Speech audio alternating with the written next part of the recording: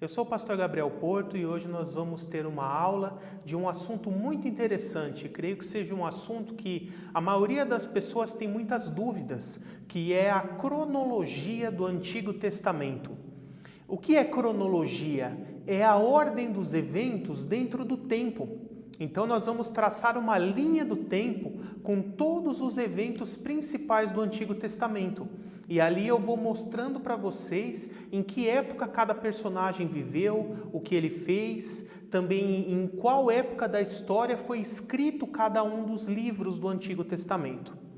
É sempre importante nós lembrarmos que Deus, ele revelou a palavra de Deus dentro de um princípio chamado de revelação progressiva. O que significa isso? Deus, ele não separou um assunto e revelou todo aquele assunto de uma vez só e depois foi para outro assunto. Não é assim que Deus quis revelar a sua palavra. Ele foi se revelando aos poucos no decorrer da história, um pouquinho de cada assunto em cada livro, para cada personagem bíblico. Ou seja, as primeiras informações dos primeiros livros da Bíblia sempre serão mais genéricas, mais superficiais, não muito específicas. E conforme nós vamos caminhando para os livros posteriores do meio e da parte final do Antigo Testamento, nós vemos essa revelação se encorpando, ganhando forma, ficando mais completa, recebendo cada vez mais detalhes, mais profecias. E até que no Novo Testamento nós temos o auge dessa revelação. Ou seja, Antigo e Novo Testamento, eles são interdependentes, eles dependem um do outro, não podem ser separados, porque o Antigo Testamento cria toda a base para que nós possamos entender o Novo. E o Novo Testamento, ele precisa dessa base do Antigo para poder se desenvolver e ir além da informação passada no Antigo Testamento originalmente. E é por isso que os dois são igualmente importantes para que nós possamos entender as Escrituras como um todo. Eu quero começar com vocês num período do Antigo Testamento que eu chamei de história patriarcal. A história patriarcal, ela começa com Adão, né? Então aqui vocês veem Adão, então Deus, ele cria o mundo, cria o ser humano, Adão e Eva, e aí nós temos ali a queda de Adão e Eva no pecado, em que o ser humano se tornou corrompido, o próprio mundo também se tornou corrompido, e isso passou para toda a raça humana. A partir da queda de Adão, nós podemos chamar de um período chamado período pré-diluviano, ou seja, aquele período decorrido entre a queda de Adão e o dilúvio. Nesse período, eu vou falar apenas os personagens que mais se destacaram. Nós temos aqui Enoque. Enoque, ele foi muito destacado porque a Bíblia fala que ele andou com Deus e Deus o tomou para si e ele não foi mais achado, né? E por isso muitos entendem que ele teria sido arrebatado, levado vivo aos céus, né? Depois nós temos Noé.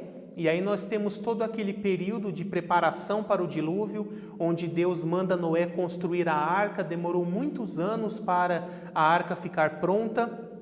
E quando já estava pronta, Deus mandou um casal de cada animal para adentrar ali naquela arca. E quando a porta foi fechada com a família de Noé, sua esposa, seus 3 filhos e suas esposas também, começou-se o dilúvio. E aí eles ficaram por quase 1 ano na arca, né, um pouco mais de 1 ano, contando todo o tempo decorrido. E depois que Noé e sua família descem da arca no pós-dilúvio, nós começamos um outro período, que é esse período pós-diluviano, é a segunda parte do período patriarcal.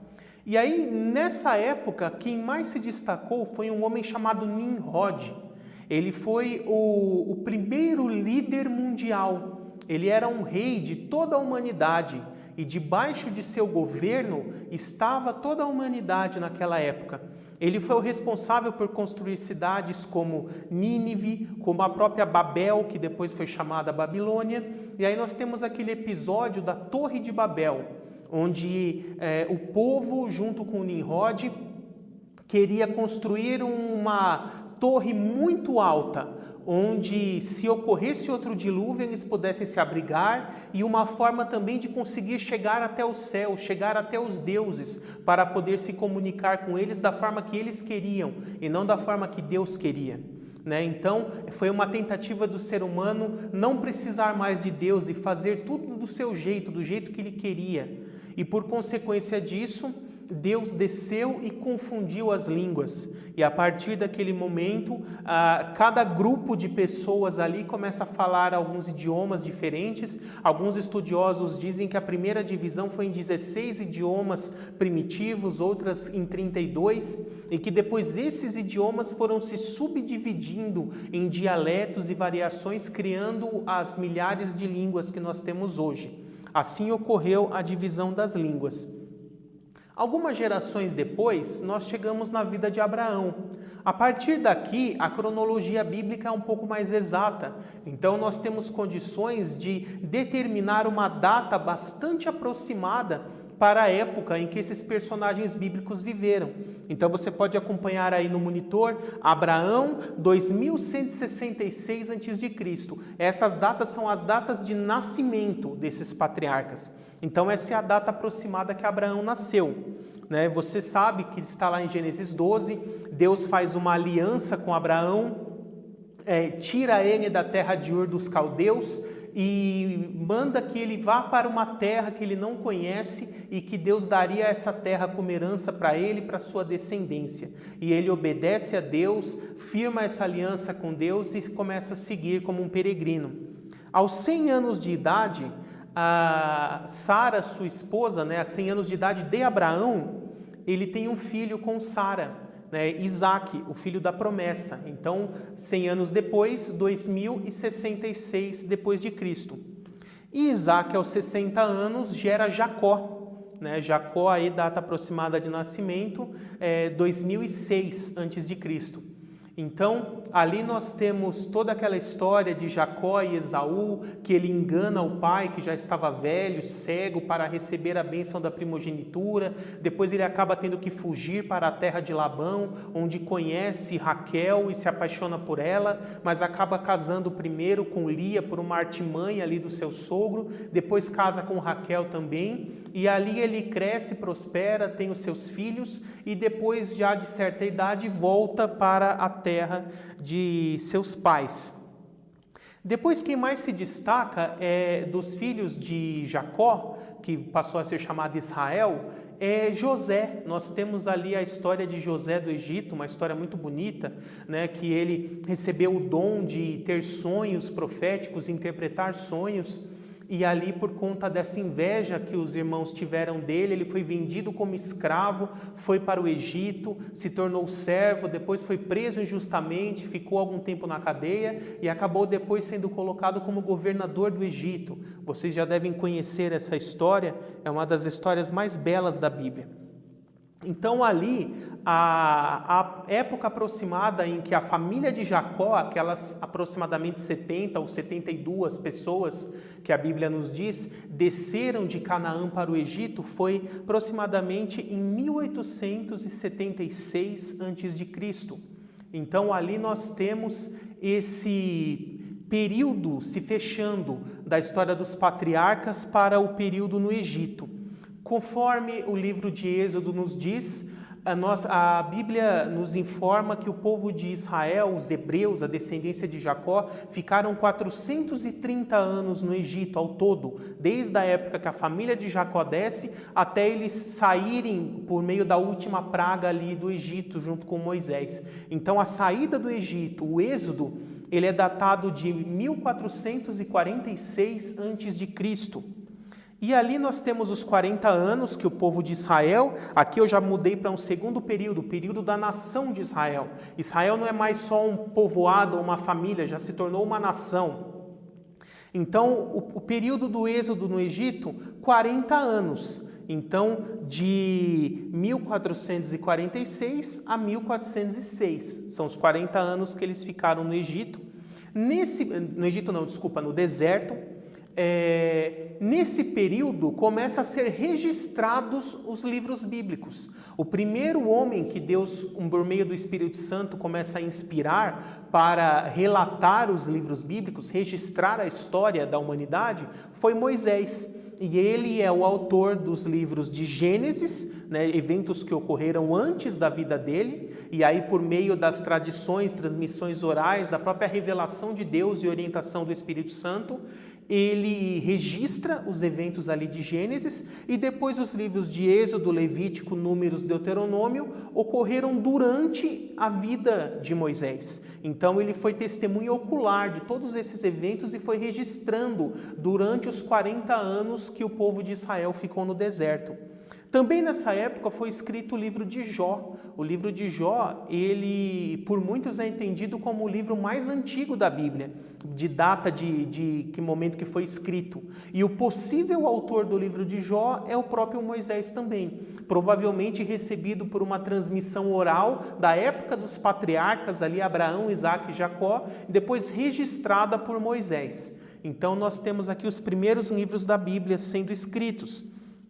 Depois, conforme o livro de Josué nos diz, a tomada de Canaã, né, após os 40 anos no deserto, Moisés deixa de ser o líder do povo, né, morre, e a liderança do povo é passada para Josué. E aí ele, como líder do povo, ele comanda os ataques à terra de Canaã para tomar a terra, que foi dada como herança para Abraão, Isaque e Jacó, e nessa época tinha sido invadidas por povos cananeus. Então, para retomar essa terra, o povo de Israel tem que lutar por ela, e essas lutas demoram 7 anos. Então, vocês veem aí de 1406 a 1399. Foi o período do livro de Josué, onde são tomadas essas terras e o povo de Israel se fixa novamente ali em Canaã. Depois nós temos o período dos Juízes. O período dos Juízes é muito interessante porque se você pegar no livro de Juízes cada um dos 13 juízes mencionados e somar o tempo que cada um governou, dá quase 500 anos. Mas a lacuna histórica não cabe 500 anos. Então, como entender isso? Nenhum dos juízes, talvez apenas com exceção de Samuel, governou sobre todas as 12 tribos de Israel.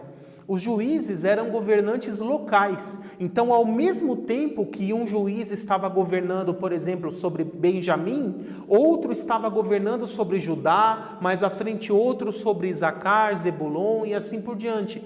Então, na verdade, o período dos juízes foi de 300 anos aproximadamente, de 1350 a 1051.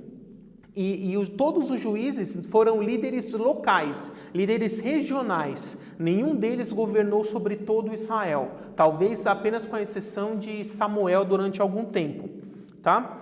E aí, durante a tomada de Canaã, durante a vida de Josué, foi escrito o livro de Josué. Aí, até por curiosidade para vocês, e quem escreveu o final de Deuteronômio onde Moisés morre? Não pode ter sido o próprio Moisés. Então, o autor mais possível que finalizou Deuteronômio foi Josué. Da mesma forma que o final do livro de Josué, onde Josué morre, foi possivelmente escrito por Otiniel, que veio a ser o primeiro dos juízes, tá? Ali descendente de Judá, ali da tribo de Judá, tá? Então, durante essa época foi escrito o livro de Josué e durante o período dos juízes foi escrito os livros de Juízes e Rute. Possivelmente o livro de Juízes ele tem vários autores. No decorrer da história, os sacerdotes a cada geração foram complementando com a vida de cada juiz, mas quem compilou tudo isso e fechou no final como um livro foi o profeta Samuel. Então, o autor final do livro de Juízes e possivelmente o livro de Rute também é o profeta Samuel. Depois, ali em 1051, nós chegamos ao reinado de Saul, onde o povo queria um rei igual das outras nações, alto, forte, bonito, né, do jeito que os homens queriam. E Deus sabia que não era a época certa de ter um rei. Ele já tinha em seu coração de, no tempo certo, colocar Davi como um rei. Mas nessa época, Davi nem tinha nascido ainda. Então, pela insistência do povo em rejeitar a Deus, rejeitar os juízes, no caso aqui o próprio Samuel, Deus permite que Samuel vá lá e unja a Saul como rei. E ele se torna o primeiro rei de Israel, governando por 40 anos, de 1051 a 1011. Depois, quando ele morre, entra Davi como o segundo rei de Israel, que também reina por mais 40 anos, de 1011 a 971. E nessa época, durante a vida de Samuel, é escrito o primeiro livro de Samuel, e é lógico que o segundo livro não pode ser escrito por Samuel, porque no final do primeiro livro ele morre. Então, se no segundo Samuel já está morto, quem continuou a escrever segundo Samuel, né? Foram os discípulos de Samuel. Samuel era um líder entre os profetas, os sacerdotes ali daquela época. Então ele tinha discípulos, e os seus discípulos escreveram a segunda Samuel.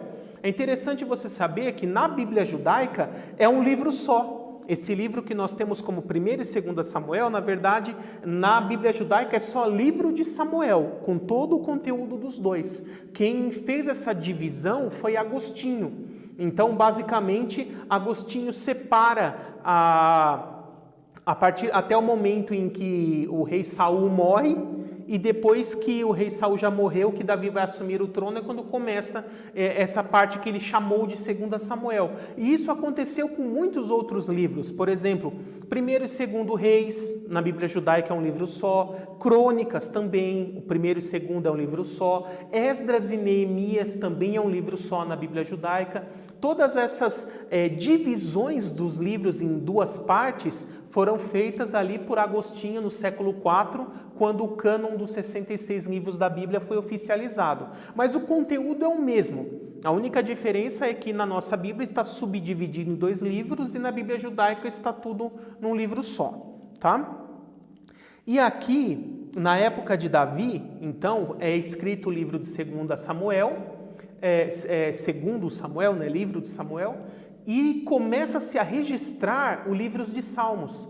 Aí algumas pessoas podem dizer, mas pastor, já existiam salmos desde a época de Moisés. A Bíblia relata salmos de Moisés. Sim, é verdade, eles já existiam. Salmos são canções ou poesias também, mas eles ainda não tinham sido registrados em livros, compilados em livros.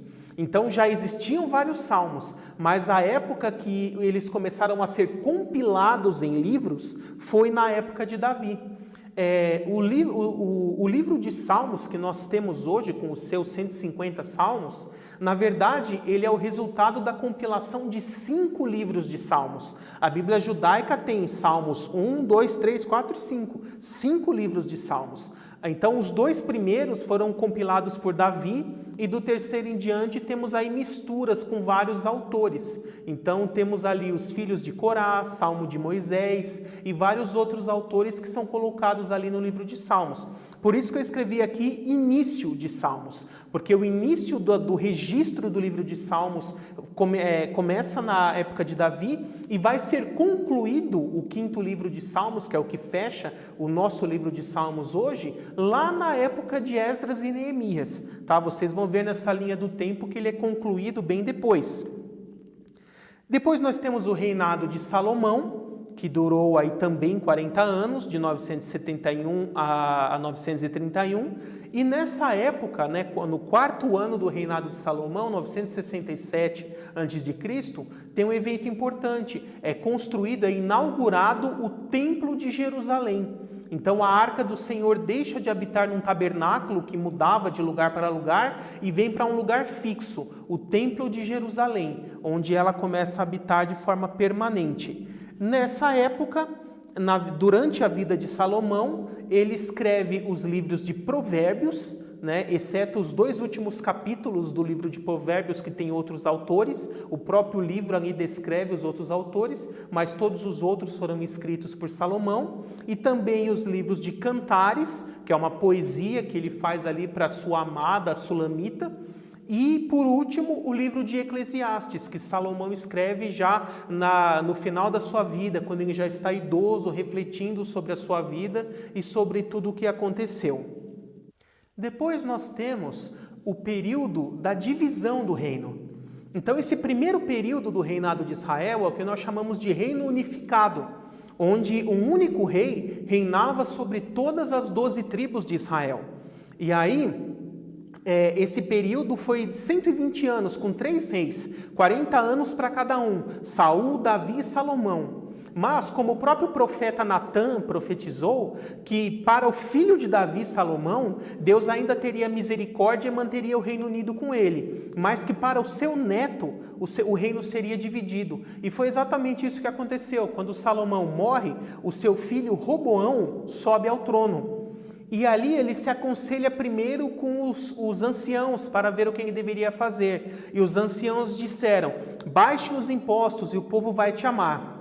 Depois ele se aconselha com os jovens, e os jovens diz: não, aumente os impostos e governe com cetro de ferro, e o povo vai te temer. E ele preferiu ouvir o conselho dos mais jovens. Aumentou os impostos e isso gerou uma rebelião liderada por um homem chamado Jeroboão. E esse homem acabou conquistando o apoio de 10 das 12 tribos. Apenas Judá e Benjamim continuaram fiéis a Roboão. E isso fez com que o reino se dividisse em 2 partes. O reino do norte, com as 10 tribos, levou o nome da nação e continuou chamando Israel.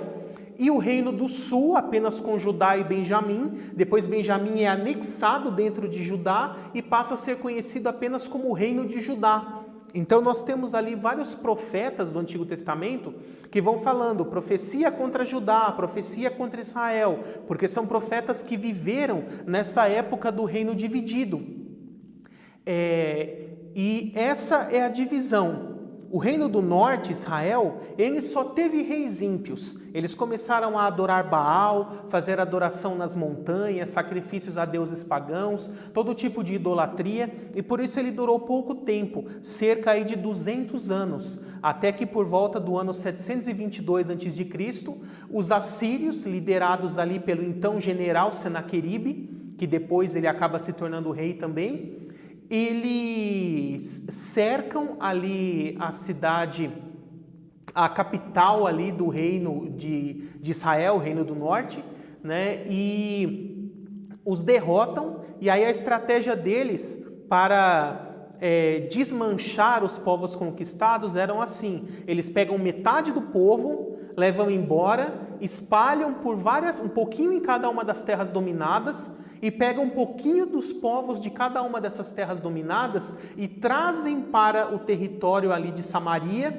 e para se misturar com o povo, porque aí eles começam a se casar uns com os outros e os filhos se tornam mestiços. Então eles acabam absorvendo o paganismo desses povos não hebreus, acabam misturando a língua, os costumes, a aparência. E essa mistura gerou o povo que depois, na época de Jesus, é chamado de samaritanos.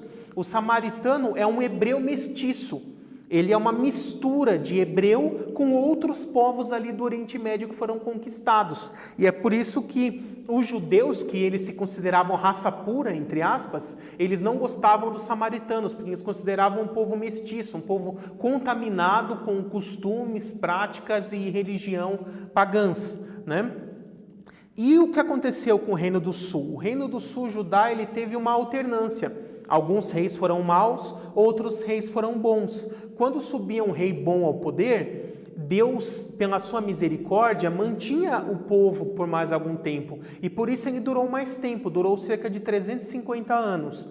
Até que quando, na época dos babilônicos, o rei Nabucodonosor ordena um ataque contra Judá. E esse ataque foi feito em várias levas. Ele começa ali em 605 a.C., depois ele vai tendo outros ataques, vai enfraquecendo Jerusalém, até que em 586 a.C. ocorre a queda de Jerusalém. Os babilônicos tomam Jerusalém por completo, destroem a cidade, destroem o templo, saqueiam todos os tesouros do templo, muitas pessoas morrem e eles pegam as melhores pessoas da sociedade, aquelas pessoas mais jovens, mais bonitas, que tinham instrução, que tinham alguma profissão, e levam eles cativos para a Babilônia para lhes servir a Nabucodonosor, o rei da Babilônia. Então, como essa queda nesse período, Israel ou Judá deixam de existir como nação.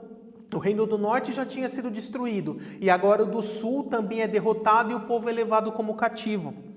Nesse período, nós temos vários livros de profetas. Nós podemos dividir os livros dos profetas em três divisões. O primeiro são os livros da época do Reino Unido, antes da divisão do reino de Israel. E aí eu coloquei aqui em ordem cronológica, o profeta mais antigo é Obadias, depois vem Joel, Jonas, Amós e Miqueias.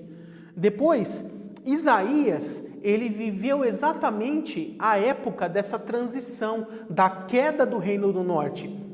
Então, na primeira metade do livro de Isaías, ainda existiam os dois reinos, por isso que nós vemos lá profecias contra Israel, profecias contra Judá.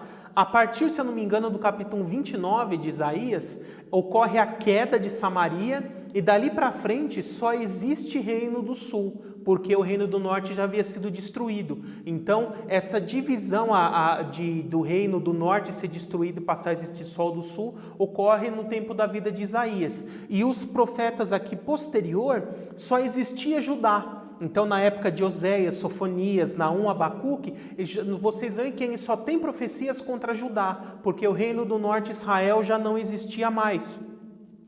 E durante o cativeiro babilônico, ele durou 70 anos, de 605 ali antes de Cristo a 535 antes de Cristo, conforme profetizado pelo próprio profeta Jeremias.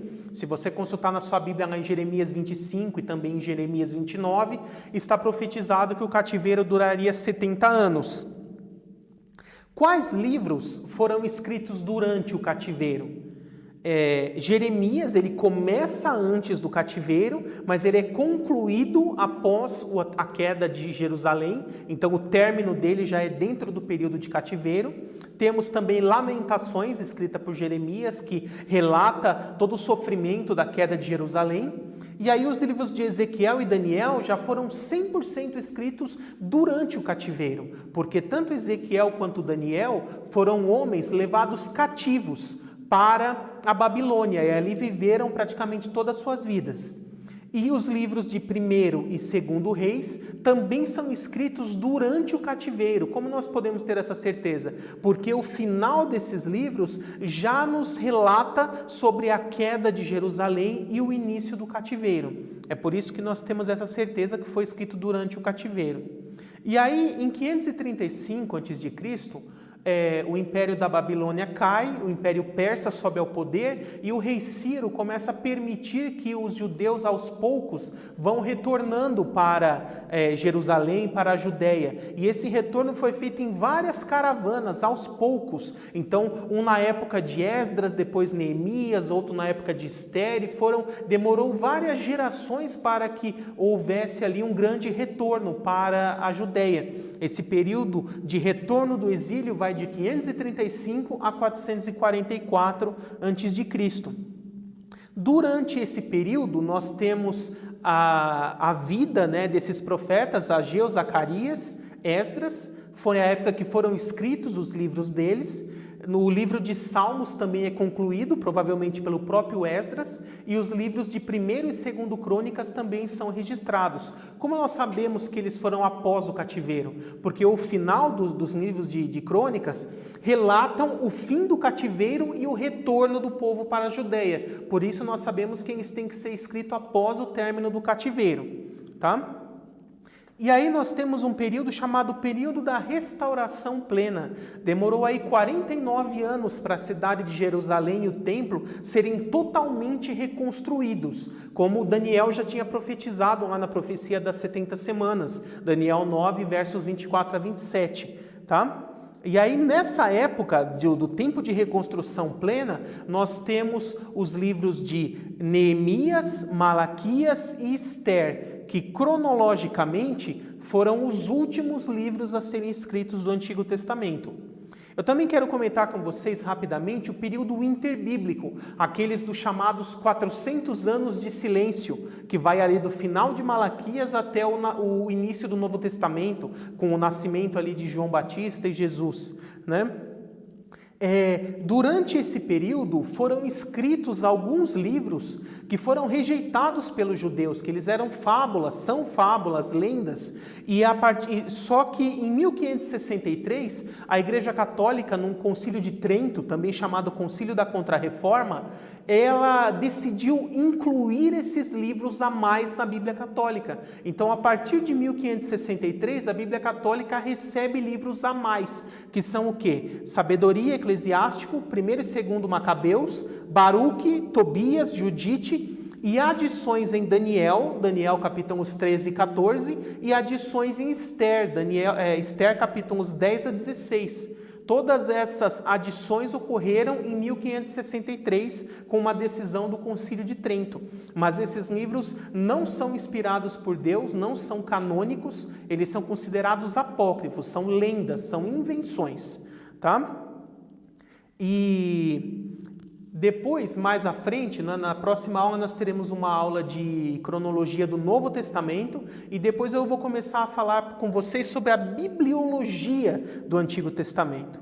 Então, só quero mostrar para vocês aqui rapidamente qual é a forma que se divide o Antigo Testamento. Ele tem esses 5 grupos. O primeiro é o Pentateuco, que vai de Gênesis a Deuteronômio, 5 livros. Depois os livros históricos, de Josué a Esther, 12 livros. Livros poéticos, de Jó a Cantares, 5 livros. Os profetas maiores, com 5 livros, que vai de Isaías a Daniel. E por último, os profetas menores, de Oséias a Malaquias, com 12 livros. Tá? Esse é o conteúdo da aula de hoje, de uma forma bem breve, bem assim, en passant mesmo, a cronologia do Antigo Testamento. Espero que a partir dessa aula você possa ter aprendido bem mais como foi essa linha do tempo e consiga encaixar cada personagem bíblico, cada evento ali no seu local certo. Então, mais uma vez, muito obrigado pela sua presença. É um prazer ter ministrado essa aula e que Deus abençoe todos vocês.